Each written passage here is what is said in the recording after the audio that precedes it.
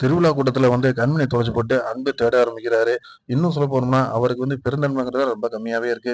பரமே எந்த அளவுக்கு வந்து இளமதி மேல அன்பும், பாசமும் வச்சு, இளமதி என்ன சொன்னாலும் கேட்கிறவரோ, அந்த மாதிரி வந்து அன்பு சுத்தமாவே கிடையாது. அவர்ட்ட சில ஹெட்வெயிட் இருக்கு அப்படிங்கிறது தான் உண்மை. கண்மணி எப்படி ஆனாங்க அப்படின்ற மாரி பாத்துரலாம். அதுக்கு முன்னாடி வந்து மாலை வாங்குறதுக்கு வந்து கண்மணி வந்து போறாங்க. போற இடத்துல தான் கண்மணிய கடத்தப்படுறாங்க. இன்னும் சொல்ல போனோம்னா, திருவிழாவுல வந்து கண்மணி இருக்கும்போது, ஒருத்தன் தேவையில்லாம வந்து கண்மணிய வந்து வம்பிழுக்கிறான். அத பார்த்துட்டு அவங்க வந்து சத்தம் போடுறாங்க. அந்த நேரம் வந்து அன்பு என்ன பண்றாருன்னு பார்த்தீங்கன்னா, அந்த இடத்துல வந்து அவன போட்டு அடிக்கிறாரு. ஊர்ல இருக்க பெரியவங்கலாம் வந்து "என்ன நடந்துச்சு பிரச்சனை? ஏப்பா இவ்வளோ பெரிய சண்டை போடுறீங்க?" அப்படிங்கும்போது, "தேவையில்லாம பொம்பள புள்ளைட்டலாம் இந்த மாரி வம்பிழுத்துட்டு இருக்காங்க" அப்படின்னு சொல்லும்போது, ஊர்ல இருக்கவங்க எல்லாருமே சத்தம் போடுறாங்க. "எப்பா உனக்கு அறிவு இருக்கா? வெளியூர்லேருந்து சாமி கும்பிட வந்திருக்காங்க. அவங்க எந்த அளவுக்கு நம்ம மதிப்பு குடுத்து அவங்கள வரவேற்கணும். அத விட்டுட்டு வந்தவங்கள்ட்ட நீ இப்படி சண்டை போட்டா நல்லா இருக்கான்னு சொல்லிட்டு சத்தம் போட்டு அனுப்பிச்சு விட்டுறாங்க. அடிபட்டு போனவன் என்ன நினைக்கிறான்னு பார்த்தீங்கன்னா, என்னடா ஊர் முன்னாடி நம்மள அவமானப்படுத்திட்டானே! இவன நம்ம ஏதாச்சும் ஒண்ணு பண்ணணும்னு சொல்லிட்டு, அவனோட ஃப்ரெண்ட்ஸ் எல்லாத்தையும் கூப்பிட்டு ஒரு டீமாவே வந்து ஒரு பிளான் பண்றாங்க.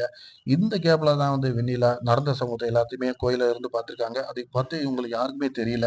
ஸோ வெண்ணிலா அடிபட்டவனுக்கு பின்னாடியே போய் அந்த ஃப்ரெண்ட்ஸ் கிட்ட எல்லாத்துட்டயுமே என்ன சொல்றாங்கன்னா, நீங்க அன்ப வந்து நீங்க அடிக்கிறதுல எந்த பிரயோஜனமும் கிடையாது. கண்மணிய நீங்க தொட்டீங்கன்னாவே போதும். அன்பு ஆட்டோமேட்டிக்கா அடங்கிருவாப்லன்றாங்க. "என்னம்மா தேவையில்லாம நீ எதுக்கு இந்த பிரச்சனைக்குள்ள வார?" அப்படின்னு சொல்லி கேட்கறாங்க. ஏன்னா கண்மணி விஷயத்துல நானும் அடிபட்டவ தான் அப்படின்னு சொல்லிட்டு அவங்களோட ஸ்டோரிய சொல்றாங்க. "ஒண்ணும் பிரச்சனை இல்ல. நீங்க நல்லபடியா முடிச்சு குடுத்தீங்கன்னா, உங்களுக்கு ஒரு பெரிய பேமெண்ட்டே தரேன்" அப்படின்றாங்க.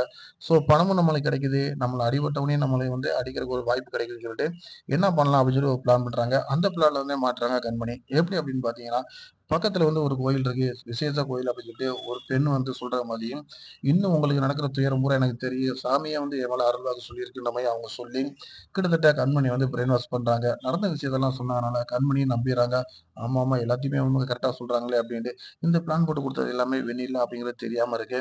ஸோ வாம்மா பக்கத்துல உன்னைய கூட்டு போறேன். அந்த கோயில்ல ஒரு பரிகாரத்த பண்ணிட்டு வந்துருவான். நீயும் உன் புருஷனும் சந்தோஷமா சேர்ந்து வாழலாம் அப்படின்றாங்க. ஸோ இந்த அளவுக்கு நல்லவங்களா இருக்காங்கன்னு சொல்லிட்டு கண்மணி அவங்க பின்னாடியே போறாங்க. போற இடத்துல தான் தெரியுது. நாம ஒரு பிரச்சனையில மாட்டிக்கிட்டோம்ட்டு. சிவகாமி சத்தம் போடுறாங்க. "ஏன்டா ஒரு பிரச்சனை இப்ப தான் நடந்து முடிஞ்சிருக்கு. அவ கூடயே நீ இல்லாம அவள விட்டுட்டு என்னடா பண்ற?" அப்படின்றாங்க. "இல்லம்மா ஒரு மாலை தான் வாங்கிட்டு வர சொன்னேன். பக்கத்துல தான் போயிருப்பாங்க" அப்படின்றாங்க. "அப்படிலாம் இருக்கக்கூடாதுடா அன்பு. தெரியாத இடத்துல எப்பயுமே மனைவி கூட தான்டா நம்ம இருக்கணும். இப்ப நடந்த பிரச்சனை உனக்கு தெரியாதா என்ன? போய் பார்றா" அப்படின்றாங்க. போய் பார்க்குற இடத்துல வந்து கண்மணிய காணோம்.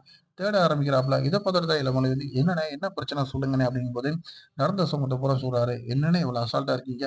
இந்த பிரச்சனைய என்கிட்ட நீங்க சொல்லியிருக்கலாம்ல.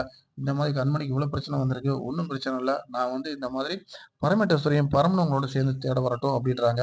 2 பேரும் தேடுறதுக்கு அனுப்புறதுக்கு இளமதி சொன்னனால பரமனும் தேடி போறாரு. ஆனா நடக்குது என்னன்னு பார்த்தீங்கன்னா, பரம கூட சேர்ந்து நம்ம அன்பு வந்து சேர்ந்து தேடுறதுக்கு யோசிக்கிறாரு.